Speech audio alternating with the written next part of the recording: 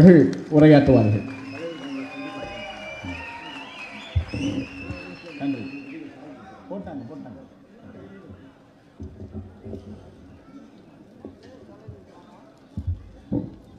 அன்பார்ந்த தேசிய நெஞ்சங்களே, நானுடைய 5 நிமிடத்தில் உரையை முடிக்கலாம் என்று கருதுகிறேன். என்றால் நம்முடைய தலைவர் ப. சிதம்பரம் அவர்கள் விமானத்தை பிடிக்க வேண்டும்.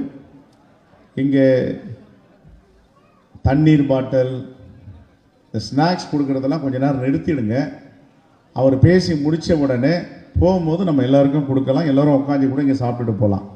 இந்த கூட்டம் என்பது தலைவர் இளைய பெருமாள் அவர்களுடைய 100ஆண்டு நிறைவு விழா கூட்டம்.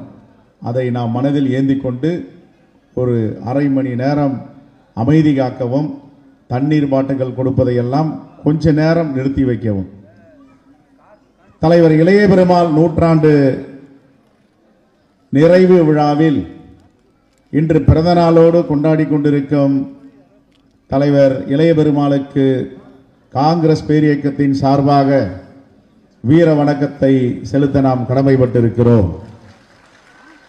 முதலில் இந்த நிகழ்ச்சிக்கு மாண்புமிகு முதலமைச்சர் அவர்கள் ஒரு வாழ்த்து செய்தி அனுப்பியிருக்கிறார்கள்.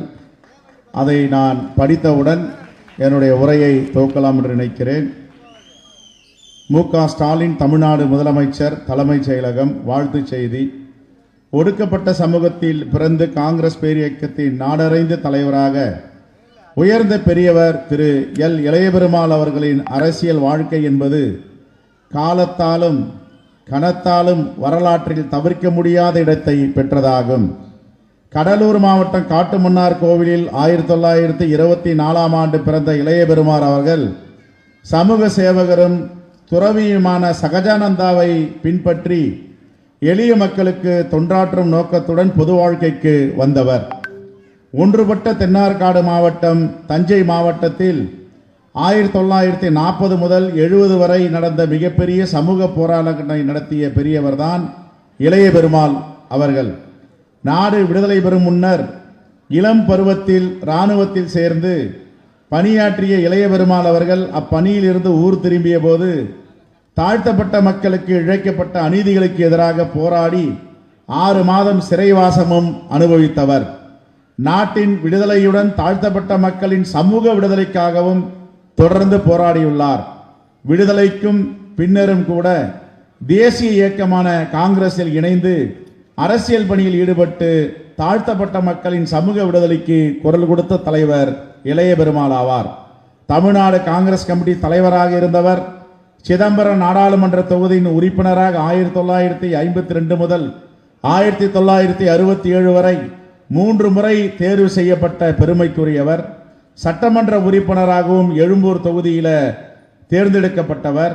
நேரு அவர்கள் பிரதமராக இருந்தபோது அமைக்கப்பட்ட அகில இந்திய தீண்டாமை ஒழிப்பு ஆணையத்தின் முதல் தலைவராகவும் பணியாற்றியவர் என்பதெல்லாம் திரு இளைய பெருமாள் அவர்களின் அரசியல் அடையாளங்கள்.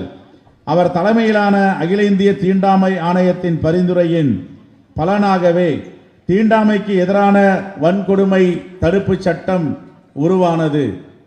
அவரது அரசியல் இலட்சியத்தின் உள்ளத்திற்கும் விழுமியத்திற்கும் வெளிப்படையான வரலாற்று சான்று.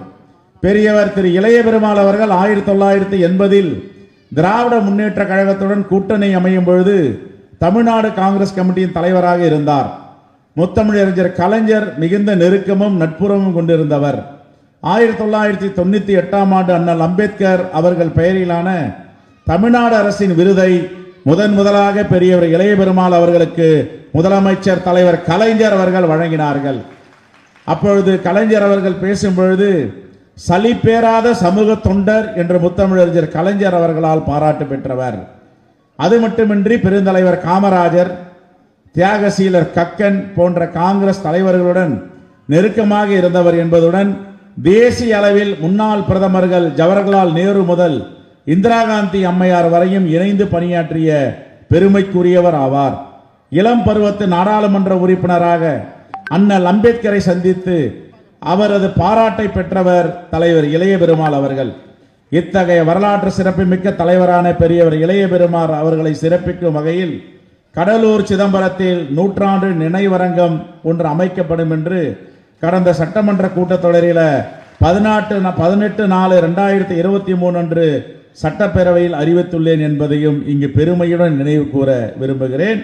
பெருவர் இளைய பெருமாள் அவர்கள் நூற்றாண்டை கொண்டாடும் இளைய பெருமாள் வாழ்க்கை சரித்திரம் என்பது வாழ்க்கை வரலாற்று நூலையும் வெளியிடுவது பெரிதும் பாராட்டுக்குரியது.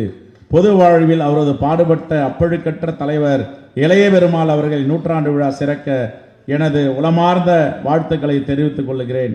வாழ்க பெரியார், திரு இளைய பெருமாள், பெரியவர் இளைய பெருமாள் புகழ் என்று இப்படிக்கு அன்புடன் மு.க. ஸ்டாலின். தமிழ்நாட்டுடைய முதலமைச்சர் தலைவர் இளைய பெருமாளுக்கு வாழ்த்து செய்தி அனுப்பியிருக்கிறார். இந்த நிகழ்ச்சியில கலந்து கொண்டு சிறப்புரையாற்ற இருக்கும், நிறைவு பேருரையாற்றிருக்கும் காங்கிரஸ் பேரியக்கத்தின் மூத்த தலைவர், மேனாள் ஒன்றிய உள்துறை நிதியமைச்சர் ஐயா ப. சிதம்பரம் அவர்களை, இந்த நிகழ்ச்சியில முன்னிலை வைத்துக் கொண்டிருக்கும் திரு கோபண்ணா அவர்களை, திரு சொர்ணா சேதராமன் அவர்களை, திரு செல்வம் அவர்களை, திரு தணிகாச்சலம் அவர்களை, திரு அருள்பத்தையா அவர்களை, திரு சிவராஜசேகரன் அவர்களை, நம்முடைய மாவட்ட தலைவர்கள் திரு எம்.எஸ். திரவியம் அவர்களை, டில்லி பாபு அவர்களை, முத்தழகன் அவர்களை, அடையாறு துரை அவர்களை, துரை சந்திரசேகர் அவர்களை, ஆர்.எஸ். செந்தில்குமார் அவர்களை, ஆர். சுந்தரமூர்த்தி அவர்களை, யுவராஜ் அவர்களை, திரு தாஸ் அவர்களை, இந்த நிகழ்ச்சியில் கலந்து கொண்டு எனக்கு முன் உரையாற்றி அமர்ந்திருக்கும் நம்முடைய சட்டமன்ற கட்சி தலைவர் அன்பு சகோதரர் ராஜேஷ்குமார் அவர்களை, அகில இந்திய செயலாளர் டாக்டர் ஸ்ரீவில்ல பிரசாத் அவர்களை, இந்த நிகழ்ச்சியில் கலந்து கொண்டிருக்கின்ற மேனாள் காங்கிரஸ் பேரியக்கத்தின் தலைவர்கள் அண்ணன் கே.வி. தங்கபால் அவர்களை, அண்ணன் இ.வி.கே.சா இளங்கோ அவர்களை, அண்ணன் கிருஷ்ணசாமி அவர்களை, இந்த நிகழ்ச்சியில் கலந்து கொண்டு சிறப்பித்திருக்கும் அகில இந்திய காங்கிரஸ் கமிட்டியின் செயலாளர்கள் திரு சி.டி. மையப்பன், திரு விஸ்வநாதன், திரு மயிரா ஜெயக்குமார் அவர்களை, இந்த நிகழ்ச்சியில் கலந்து சிறப்பித்துக் கொண்டிருக்கும் சட்டமன்ற உறுப்பினர்களை, இளைய பெருமாள் அவர்களுடைய பேத்தி என்னுடைய அன்பு சகோதரி, இந்த நிகழ்ச்சியை சிறப்பித்துக் கொண்டிருக்கும் இளைய புரட்சி அவர்களை, அவருடைய குடும்பத்தை சார்ந்தவர்களை, நிகழ்ச்சியில் கலந்து கொண்டிருக்கும் முன்னணி அமைப்பை சார்ந்த தலைவர் பெருமக்களை, இங்கு அமர்ந்து கேட்டுக்கொண்டிருக்கும் காங்கிரஸ் பேரியக்கத்தின் தேசிய நெஞ்சங்களை, நன்றியுரை ஆற்ற இருக்கின்ற திரு ராம்மோகன் அவர்களை, இந்த நிகழ்ச்சி என்பது ஒரு வரலாற்று சிறப்புமிக்க நிகழ்ச்சி. தலைவர் இளைய பெருமாள் அவர்கள் ஒரு இராணுவ வீரராக தன்னுடைய வாழ்க்கையை துவக்கி இந்திய தேசிய காங்கிரஸில் இணைத்துக் கொண்டு ஜவஹர்லால் நேருடைய நம்பிக்கை பெற்ற தமிழ்நாட்டின் தலைவராக திகழ்ந்தவர், எல்லோரிடமும் அன்போடு பழகக்கூடியவர். அவருடைய நோக்கம் என்னென்றால் ஏற்றத்தாழ்வு இருக்கக்கூடாது, தீண்டாமையை ஒழிக்க வேண்டும். யார் யாரெல்லாம் இதில் ஒத்த கருத்து உள்ளார்களோ அவருடன் அரசியல் பணியாற்றி இருக்கிறார். ஆனால் அவருடைய அரசியல் பணி என்பது காங்கிரஸ் பேரியக்கத்தில் 60-70 ஆண்டுகளுக்கு முன்பு தன்னை அர்ப்பணித்துக் கொண்டார் என்றால் அன்றே தெரிந்திருக்கிறது, ஏற்றத்தாழ்வு இல்லாத கட்சி, எல்லோரையும் அரவணைக்கும் கட்சி காங்கிரஸ் பேரியக்கம் ஒன்றுதான் என்று.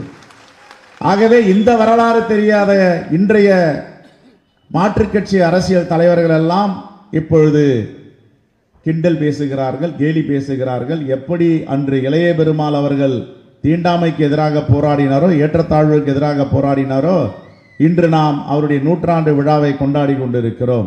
இந்த தருணத்தில் 1 மணி நேரத்திற்கு முன்பாக இந்த அரசியல் அரைவேக்காடாக இருக்கின்ற அண்ணாமலை 3 பக்க பத்திரிகை செய்தி அனுப்பியிருக்கிறார்.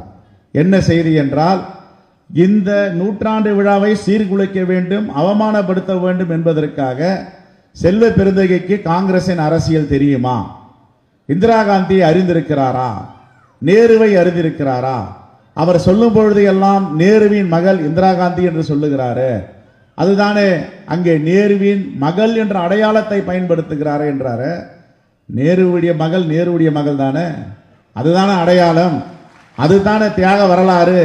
உங்களுக்கு வேண்டுமென்றால் தந்தை யார் என்று தெரியாமல் இருக்கலாம், எங்களுக்கு தெரியும் அண்ணன் இந்திரா காந்திக்கு தந்தை ஜவஹர்லால் நேரு என்று. எவ்வளவு கிண்டல், எவ்வளவு கேலி சொல்லுகிறார். அண்ணன் இந்திரா காந்தியை கூற வேண்டுமென்றால் ஜவஹர்லால் நேருடைய மகள் என்று அவர் குறிப்பிடுகிறார் என்று சொல்லுகிறார்.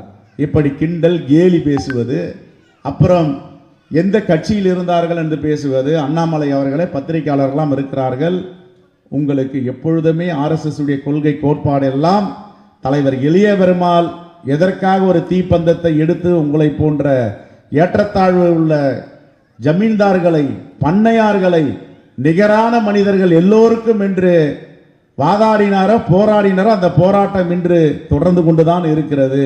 அதை நீங்கள் கவனத்தில் கொள்ள வேண்டும். எதற்காக இன்று இந்த அறிக்கை கொடுத்தீர்கள் என்பது கூட ஒரு அர்த்தம் இருக்கிறது, எங்களுக்கு உண்மை தெரியும். ஆனால் தலைவர் இளைய பெருமாளுடைய புகழையை சீர்குலைக்க வேண்டும், இந்த நிகழ்ச்சியை சீர்குலைக்க வேண்டும் என்பது RSS உடைய சித்தாந்தம். அதுக்கு வரலாறு இருக்கிறது. அண்ணல் அம்பேத்கருடைய நினைவு நாள் டிசம்பர் 6ஆம் தேதி. அந்த தேதி குறித்து பாபர் மசூதியை இடித்தார்கள். அன்று முதல் அண்ணல் அம்பேத்கருடைய நினைவு நாளை யாரும் அனுஷ்டிக்க முடியாது, மலர் மாலை வைக்க முடியாது. எங்கு பார்த்தாலும் காவல்துறையுடைய கெடுபிடி இருக்கும். அதை சீர்குலைத்தீர்கள் நீங்கள். அதற்கு பிறகு இந்த தேர்தல் அறிக்கை வெளியிடும் பொழுது நரேந்திர மோடி ஏப்ரல் 14 தேர்ந்தெடுத்தார். எதற்காக ஏப்ரல் 14? இந்தியா முழுவதும் அம்பேத்கருடைய பிறந்தநாள் விழா கொண்டாடப்படுகிறது.